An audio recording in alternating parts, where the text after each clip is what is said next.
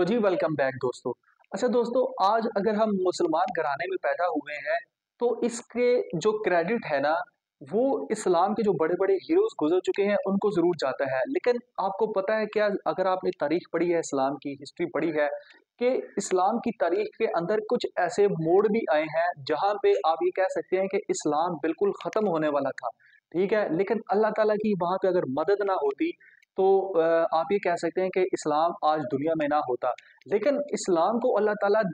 रहती दुनिया तक लेके आया है, तो इस वजह से ऐसा पॉसिबल नहीं हो सकता था कि इस्लाम जो है ना वो इन मोड़ पे ख़त्म हो जाए। लेकिन ये एक किस्म की हम आज़माइशें ज़रूर कह सकते हैं। इस्लाम जो है वो जब स्टार्ट हुआ नबी सल्लल्लाहु अलैहि वसल्लम के दौर में, तो नबी सल्लल्लाहु अलैहि वसल्लम और उनके से जो सहाबा थे उनको बहुत सारी मुश्किलात जो है ना वो पेश आई इस्लाम को फैलाने में। तो इस वजह से उनको बहुत सारी जंगें भी करना पड़ी, जो उस टाइम के यहूद थे या उस टाइम के जो आप ये कह सकते हैं कि जो कुरैश के सरदार थे या कुरैश की जो फ़ौज थी उनके खिलाफ। और वो जो जंगें हैं जिसमें नबी सल्लल्लाहु अलैहि वसल्लम ने खुद शिरकत की हुई है उनको कहते हैं ग़ज़वात, ठीक है? और उन ग़ज़वात में जो है वो एक ऐसा ग़ज़वा है जहाँ पे इस्लाम का एक टर्निंग पॉइंट आया था कि अगर वहाँ पे अल्लाह ताला की मदद ना होती तो आज इस्लाम का नाम लेने वाला शायद कोई ना होता, और वो है ग़ज़वाए खंदक। ग़ज़वाए खंदक के बारे में हमने बहुत सारी बुक्स में, अपने कोर्सेज़ में, अपने स्कूल, कॉलेज, यूनिवर्सिटियों में हमने इस्लामिक हिस्ट्री में बहुत सारा पढ़ा है, सुना है। ग़ज़वाए खंदक एक्चुअल में क्या चीज़ थी? खंदक है क्या? कब लड़ी गई? कौन-कौन लोगों ने इस में लड़ा? इसमें यहूदी जो थे मदीना के, उनका क्या असर और रसूख था? कितनी फ़ौज थी? कितने मुसलमान शहीद हुए? और जो है वो इसके पूरे जो बड़े-बड़े वाक़यात हुए इस ग़ज़वा के अंदर, वो मतलब आप ये कह सकते हैं कि वो क्या थे? ये जो ग़ज़वा खंदक है जिसको ग़ज़वा अहज़ाब भी बोलते हैं, ये एक्चुअल में क्या इस्लाम के लिए टर्निंग पॉइंट था, और ये कैसी एक जंगी हिकमत अमली थी कि जो बगैर तलवार के जो आप कह सकते हैं कि मुसलमानों ने जीती। और हम इससे ये भी सीखेंगे कि क्या सिर्फ़ तलवार के बगैर ही जंग जीती जा सकती है, या कोई नए तरीके भी जो है ना अडॉप्ट किए जाएँ जंग के दौरान, तो जो है ना वो उससे बंदा जंग जीत सकता है। और उस ग़ज़वाए खंदक के बाद जो है ना वो मुसलमानों पे और ख़ास तौर पे इस्लाम पे और जो आस-पास के कबाइल थे उनके ऊपर क्या इम्पैक्ट पड़ा, ये तमाम चीज़ें जो है ना वो हम इस वीडियो में देखने की कोशिश करेंगे। अब ये जो ग़ज़वाए खंदक है ना फ्रेंड्स, ये जो है ना वो लड़ी गई थी 5 हिजरी में। ग़ज़वाए खंदक की तरफ जाने से पहले ना आपको थोड़ा-सा इसका बैकग्राउंड पता होना चाहिए। इसका बैकग्राउंड कुछ इस तरह है कि अगर जब हम देखें कि जब ग़ज़वाए अहद हुआ था 3 हिजरी में मदीना के अंदर, तो उसमें मुसलमानों को बड़ा भारी नुकसान जो है ना वो बर्दाश्त करना पड़ा था। तो जब मुसलमान ये जंग हार गए अपनी गलती की वजह से, तो जो कुरैश के जो मक्का थे, कुरैश के जो सरदार थे बड़े-बड़े, हज़रत अबू सुफ़ियान वग़ैरह, जो कि उस टाइम मुसलमान नहीं हुए थे, तो उन्होंने सोचा कि यार हम ऐसी एक और जंग मुसलमानों के ऊपर मुसल्लत की जाए, क्योंकि ये हार तो चुके हैं, एक और हमला हम करेंगे तो इससे जो है ना वो इस्लाम टोटली ख़त्म हो जाएगा। ये इनका बैकग्राउंड था, ठीक है? तो इसकी वजह से इन्होंने जो मदीना में जो मुसलमान रहते थे, और नबी सल्लल्लाहु अलैहि वसल्लम भी मदीना में रहते थे 5 हिजरी के वक़्त, तो उस टाइम जो है ना वो 3 हिजरी से इन्होंने ये प्लानिंग स्टार्ट करना शुरू कर दी कि हम जो है ना वो इधर से जो अपने जो सरदार हैं बड़े-बड़े मक्का के अंदर कुरैश के, इनको भी साथ में लाएँगे, और मदीना के अंदर जो यहूद रहते हैं उनको भी साथ में लाएँगे, और मदीना के जो बाहर के लोग हैं उनको भी साथ में लाएँगे। तो एक बड़ा लश्कर तैयार करके जो है वो हम मुसलमानों के ऊपर चारों तरफ से हमला करेंगे मदीना के ऊपर, और इनको मार देंगे, और इस तरह जो है ना वो इस्लाम का नाम लेने वाला कोई नहीं होगा। ये उनकी प्लानिंग थी, लेकिन अल्लाह ताला की प्लानिंग कुछ और थी। तो इन्होंने ये काम जब आहिस्ता-आहिस्ता शुरू करना कर दिया, तो फिर इसका एक कड़ी ये थी कि जो मदीना था उसके अंदर बहुत सारे यहूद के कबाइल जो है ना वो रहते थे, जिनमें बनु नज़ीर और बनु कुरैज़ा वगैरह ये मेजर कबाइल थे। तो जो बनु नज़ीर था ना कबाइल, वो आप ये कह सकते हैं कि इसको जो है वो मदीना से निकाल दिया था। नबी सल्लल्लाहु अलैहि वसल्लम ने मदीना से क्यों निकाला बनु नज़ीर के कबाइल को? वो इसलिए निकाला कि बनु नज़ीर जो है वो जो कुरैश के जो मक्का थे बड़े-बड़े जो सरदार थे, उनके साथ खुफिया तौर पर मिलकर जो है वो मुसलमानों के खिलाफ बगावत कर रहा था। हालाँकि जब नबी सल्लल्लाहु अलैहि वसल्लम ने हिजरत की थी मदीना में, तो जो यहूद के कबाइल थे, इनके साथ मुआहदा हुआ था कि हम जो है ना वो इकट्ठे रहेंगे और एक अपने शहर की हिफाज़त करेंगे। अगर तुम पे कोई बुरा वक़्त आता है तो हम तुम्हारा साथ देंगे, अगर हमारे पे कोई बुरा वक़्त आएगा तो तुम हमारा साथ दोगे। ये एक मुआहदा हुआ था, लेकिन उन्होंने इस मुआहदे की खिलाफ-वर्ज़ी की और ये जो आहिस्ता-आहिस्ता खुफिया तौर पे मिल के जो कुरैश के जो मक्का थे, जो मक्का के थे कुरैश के, उनके सरदारों के साथ मिलके खुफिया तौर पे प्लानिंग करने लगे और इवन के इन्होंने नबी सल्लल्लाहु अलैहि वसल्लम को कत्ल करने की साजिश भी बनाई। ये सारा का सारा वाक़या नबी सल्लल्लाहु अलैहि वसल्लम को पता लग गया 4 हिजरी को, ठीक है? अगले साल ग़ज़वा अहद के। जब नबी सल्लल्लाहु अलैहि वसल्लम को पता लगा तो नबी सल्लल्लाहु अलैहि वसल्लम ने जो बनु नज़ीर था उसके पूरे के पूरे कबाइल को जो है ना वो मदीना से दर-बदर कर दिया मुआहदे के तहत और इनको जो मदीना से दूर एक खैबर जगह का नाम है वहाँ पे चले गए। अब चूँकि ये खैबर से बाहर हो गए, मदीना से खैबर चले गए तो ये बिल्कुल आज़ाद हो गए और इन्होंने आज़ादाना तौर पे जो है ना जो कुरैश मक्का के कुफ़ार थे उनके साथ जो है ना वो मिल के प्लानिंग शुरू कर दी और एक बड़ी फ़ौज तैयार करने की जो है ना वो ठान ली। फिर आहिस्ता-आहिस्ता अब चूँकि जो दूसरा कबाइल था मदीना के अंदर रहता था वो था बनु कुरैज़ा, वो स्टार्ट में मुसलमानों के साथ था। अब ये प्लानिंग करते रहे और जो है वो मुसलमान जो है ना वो उनकी सारी प्लानिंग से बाखबर थे। तो इन्होंने तमाम जो बड़े-बड़े कबाइल थे यहूद व नसारा के और जो कुरैश मक्का की फ़ौज थी, इन सब के साथ मिलके 10,000 की जो फ़ौज है वो तैयार की, ठीक है? और इन्होंने 10,000 की फ़ौज तैयार की और कहा कि हम जो है ना वो मदीना के ऊपर इस साइड से हमलावर होंगे और जो है ना वो हमला कर देंगे। एंड पर जब ये जंग शुरू होने लगी 5 हिजरी में मार्च के वाक़या है ये मार्च का, तो जब ये जंग शुरू होने लगी 5 हिजरी को, तो जो बनु करीज़ा था जो कि मुसलमानों के साथ था, यहूदी कबाइल था मदीना के अंदर, उन्होंने जो है आप ये कह सकते हैं कि बगावत कर दी, गद्दारी कर दी और इन्होंने ये किया कि जो क्योंकि जो उस टाइम बनु नज़ीर का जो बड़ा सरदार था यह ठीक है? उसने जो दूसरा यहूदी कबाइल था जो कि मदीना के अंदर रहा था और वो मुसलमानों का साथी था, उसके साथ जो है ना वो साज़-वाज़ करके मुनाफ़िक़त और गद्दारी करवा दी और एंड टाइम पर जो है ना वो उन्होंने मुसलमानों का साथ देने से इनकार कर दिया।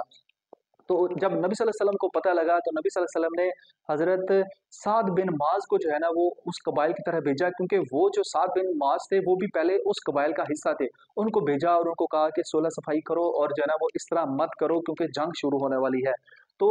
उन्होंने साफ इनकार कर दिया और कहा कि हम मुसलमानों का साथ नहीं देंगे और वो वापस आ गए जो साहबी रसूल थे। उसके बाद जो है वो खुल्लम-खुला जो है ना वो मदीने के अंदर से भी बगावत शुरू होगी। अब ये मुसलमानों के लिए और नबी सल्लल्लाहु अलैहि वसल्लम के लिए एक बाइस फ़िक्र लम्हा था कि यार एक 10,000 की फ़ौज है वो भी बाहर से आ रही है और मदीना के अंदर खुद भी जो है ना वो यहूद का एक जो कबाइल है बनु कुरैज़ा वो भी मुसलमानों के खिलाफ लड़ पड़ा है। तो अगर हम बाहर से लड़ेंगे तो इनको कौन सँभालेगा और इतनी मुसलमानों की कैपेसिटी या इतनी फ़ौज नहीं है और इतना पावरफुल इक्विपमेंट नहीं है कि हम कैसे लड़ेंगे। लेकिन फिर भी नबी सल्लल्लाहु अलैहि वसल्लम जो है वो बिल्कुल आप ये कह सकते हैं कि मायूस नहीं हुए। उन्होंने कहा कि अल्लाह ताला की मदद ज़रूर आएगी। तो उस इसी असना में जो है ना जब ये मुसलमान सोच-विचार कर रहे थे जंग की तैयारी के लिए, तो अल्लाह ताला के नबी सल्लल्लाहु अलैहि वसल्लम के एक सहाबी हैं जिनका नाम है हज़रत सलमान फ़ारसी। ये जो सलमान फ़ारसी है ये रोमन एम्पायर में एक जो है ना वो पहले मुसलमान से पहले काफ़िर होते थे तो वहाँ से आए थे इन्होंने इस्लाम कबूल किया था। तो ये उधर की जंगी हिकमत अमली इन्होंने यहाँ पे बताई मुसलमानों को और नबी सल्लल्लाहु अलैहि वसल्लम को और कहा कि हम क्यों ना इतनी बड़ी लश्कर के लिए हम लड़ तो नहीं सकते, तो हम क्यों ना मदीने के बाहर इन जगहों पे खंदक खोद दें, ठीक है? और ये जो खंदक है ये इतनी मीटर लंबी होगी, चौड़ी होगी और उससे क्या होगा कि जो दुश्मन है वो मदीना के अंदर दाखिल नहीं हो सकेगा। और उसके बाद उन्होंने ये भी कहा कि जो यहूदी जो मदीना के अंदर रह रहा है, बनु कुरैज़ा का कबाइल है जो कि मुसलमानों के खिलाफ हो चुका है और उसने भी मुआहदा तोड़ दिया है, इसके अंदर हम खुद लड़ेंगे, लेकिन बाहर जो है ना वो मदीने के हम खंदक बना देते हैं। नबी सल्लल्लाहु अलैहि वसल्लम और बाकी सहाबा को ये मशवरा बहुत ज़्यादा पसंद आया और उन्होंने जो है ना वो खुद 20 दिनों के अंदर जो है वो आप ये कह सकते हैं तमाम सहाबा किराम ने उस टाइम 3000 सहाबा थे, 3000 की फ़ौज थी जो कि नबी सल्लल्लाहु अलैहि वसल्लम के साथ थी ग़ज़वा खंदक में। उन्होंने जो है ना वो आप ये कह सकते हैं कि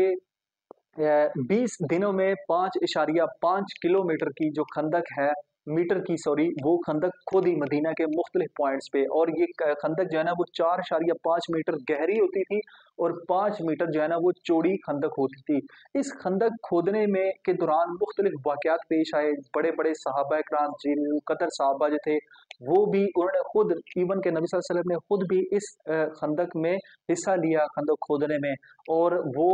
खुद नबी सल्लल्लाहु अलैहि वसल्लम जो है ना वो अपने पेट पे पत्थर बाँधते थे ताकि भूख प्यास बर्दाश्त की जाए क्यों? क्योंकि वो जब खंदक खोद रहे थे तो वो मदीना से बाहर तो जा नहीं सकते थे। तमाम राशन, खुराक, पानी खत्म हो चुका था मदीने के अंदर 20 दिनों में। जो जिसके अंदर जो घर के अंदर था वही जो है ना वो सहाबा को ला के फ़ौज को देता था। और इसमें एक बहुत बड़ा वाक़या जो पेश आता है, एक मौजा के एक सहाबी ने जो है ना वो उनका नाम अभी मेरे ज़हन में नहीं है, वो उन्होंने ला के खाना दिया और वो तमाम फ़ौज ने मुसलमानों की फ़ौज ने खाया लेकिन वो खाना खत्म नहीं हुआ। ये जो है ना इस्लाम के मोअज़्ज़ात में आता है, नबी सल्लल्लाहु अलैहि वसल्लम की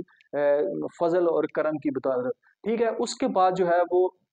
आप ये कह सकते हैं कि खंदक खोदी गई, जो कि 5 या 5 मीटर जो है ना वो चौड़ी थी और मुख्तलिफ मुकामात पे खोदी गई। उसके बाद वहाँ से 10,000 फ़ौज जो है वो कुरैश मक्का और यहूद कबाइल की वो निकली। जब वो मदीना पहुँची, तो मदीना में पहुँच के उन्होंने देखा कि ये तो जो है वो मुसलमानों ने एक नया काम शुरू किया है और वो ये देख भी नहीं सकते थे और ना वो सोच सकते थे कि मुसलमान जो है वो रवायती जंग वो होती है जो कि दोनों फ़ौजें आमने-सामने हो, जिसमें घुड़सवार हैं, तलवारें हैं, हाथी हैं और वो लड़ रहे हैं। तो ऐसा हम वो सोच कभी नहीं आए थे और उनको जो है ना वो खंदक खोदनी अबूर करनी पड़ती थी। तो फिर जो है वो आप ये कह सकते हैं कि मुसलमानों ने जगह-जगह पे मोर्चे बनाए और बैठ गए और जहाँ पे उनको लगता था कि यहाँ से जो है ना कुफ़ारे मक्का वो खंदक अबूर कर सकते हैं, तो वहाँ पे उन्होंने उनका मुकाबला भी किया। और इसमें जो है ना वो उमरू बिन